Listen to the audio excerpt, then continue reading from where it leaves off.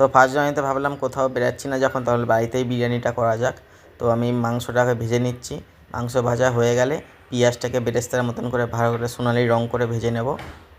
তো সোনালি রঙ আমার হয়ে গেছে দেখো।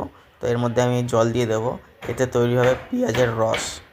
বিরিয়ানির কিন্তু মেন উপাদান এটাই। তো জল দিয়ে দিচ্ছি। জল দেওয়া হয়ে গেলে একটু নাড়িয়ে নিয়ে তার মধ্যে দিয়ে দেবো কাশ্মীরি লঙ্কার গুঁড়ো আর অল্প একটু ঝাল লঙ্কার গুঁড়ো। যতটা পরিমাণ ঝাল আমরা খেতে পারবো সেই পরিমাণে আমরা ঝালটা দিয়েছি।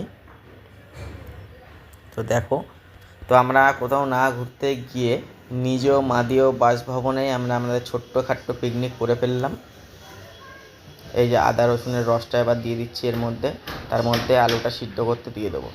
আলুটা আমরা 90% সিদ্ধ করব, যাতে পরে দম দেওয়ার সময় গলে যায় বা ভেঙে না যায়।